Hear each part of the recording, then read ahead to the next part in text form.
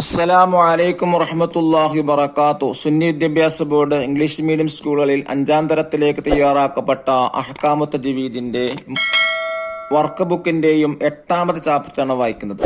മഖാരിജുൽ ഹുറൂഫ് 2ാമത്തെ പാർട്ടാണ്. അക്ഷരങ്ങളുടെ മഖ്റജുകൾ അഥവാ അക്ഷരങ്ങൾ പുറപ്പെടുന്ന സ്ഥാനങ്ങൾക്കാണെന്ന് പറയാ, മഖ്റജുകൾ എന്ന് പറയാ. വളരെ പ്രധാനപ്പെട്ട ഒന്നാണ്.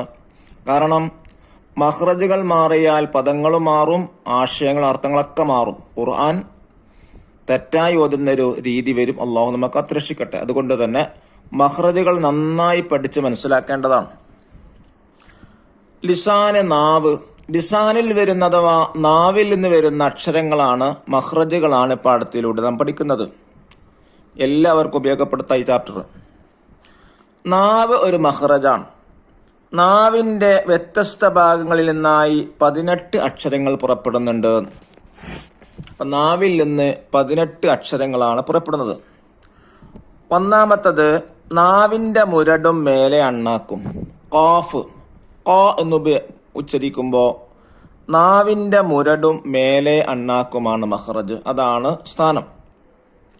രണ്ടാമത്തത് നാവിന്റെ മുരടും അണ്ണാക്കും അഥവാ ഖാഫിന്റെ അല്പം താഴെ കാഫ്, കാഫ് അങ്ങനെയാണ് ഉച്ചരിക്കേണ്ടത്. മൂന്നാമത്തത് നാവിന്റെ മധ്യവും അണ്ണാക്കും.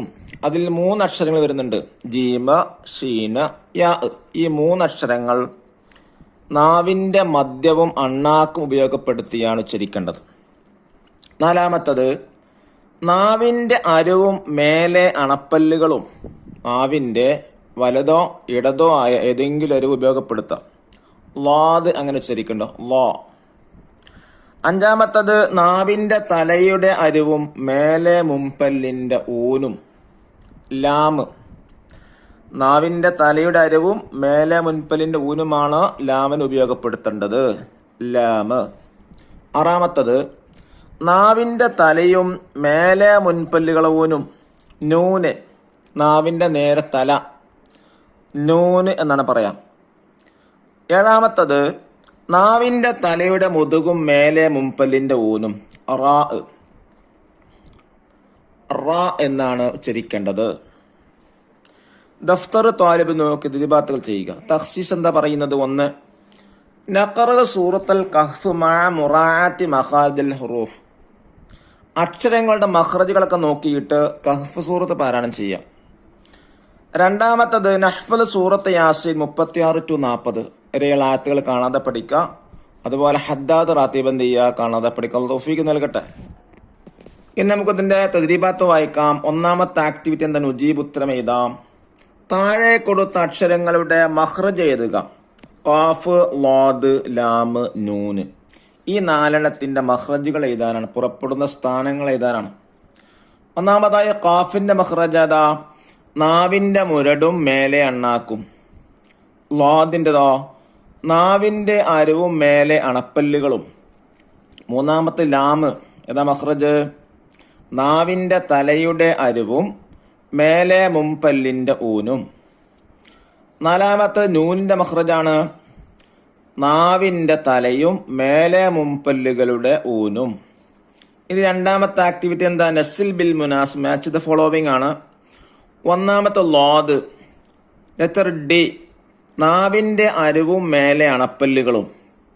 2 ജീമ്, ലെറ്റർ സി, നാവിന്റെ മധ്യവും അണ്ണാക്കും. 3 റാ, ലെറ്റർ ബി, നാവിന്റെ തലയുടെ മുതുകും മേലെ മുൻപല്ലിന്റെ ഊനും. 4 കാഫാണ്, ലെറ്റർ എ, ഖാഫിന്റെ അല്പം താഴെ. മൂന്നാമത്തെ ആക്ടിവിറ്റി എന്താ? നഖർ സൂറത്തുൽ ഇഖ്ലാസ് വനക്തുബു മഖാരിജുൽ ഹുറൂഫിൽ ആത്തിയ. ഇഖ്ലാസ് സൂറത്ത് പാരായണം ചെയ്തിട്ട് അഥവാ ഖുൽ ഹുവല്ല സൂറത്ത് പാരായണം ചെയ്തിട്ട് അതിന്റെ അക്ഷരങ്ങളുടെ മഖ്റജുകൾ എഴുതാനാണ്. ബിസ്മില്ലാഹിർ റഹ്മാനിർ റഹീം. ഖുൽ ഹുവല്ലാഹു അഹദ് അല്ലാഹുസ് സ്വമദ് ലം യലിദ് വലം യൂലദ് വലം യകുൽ ലഹു കുഫുവൻ അഹദ്. ഇഖ്ലാസ് സൂറത്തിലാണ്. ഇതിലുള്ള അക്ഷരങ്ങളാണ് താഴെ ചോദിച്ചിട്ടുള്ളത്. ഈ സൂറത്തിൽ വരുന്ന അഥവാ ഇഖ്ലാസ് സൂറത്തിൽ വരുന്ന അക്ഷരങ്ങളുടെ മഖ്റജുകളാണ് താഴെയുള്ള കോളത്തിൽ എഴുതേണ്ടത്. ഏതാണ്? ഖുൽ എന്നുള്ള ഖാഫിന്റെ മഖ്റജ് ഏതാണ്? നാവിന്റെ മുരടും മേലെ അണ്ണാക്കും. രണ്ടാമത്തെ ലാമ് നാവിന്റെ തലയുടെ അരവും മേലെ മുമ്പല്ലിന്റെ ഊനും. മൂന്നാമത്തെ ഹാ ഹൽക്കിന്റെ താഴെ അറ്റം. നാലാമത്തെ ഹാ ഹൽക്കിന്റെ മധ്യഭാഗം. അഞ്ചാമത്തെ ദാല് എന്താ മഖ്റജ്? നാവിന്റെ തലയും മേലെ മുമ്പല്ലുകളുടെ മുരടും. ആറാമത്തത് കാഫ് നാവിന്റെ മുരടും അണ്ണാക്കും അഥവാ ഖാഫിന്റെ അല്പം താഴെ. ഏഴാമത്തത് യാ ഏതാ മഖ്റജ്? നാവിന്റെ മധ്യവും അണ്ണാക്കും. എട്ടാമത്തെ ഹംസ ഹൽക്കിന്റെ താഴെ അറ്റം.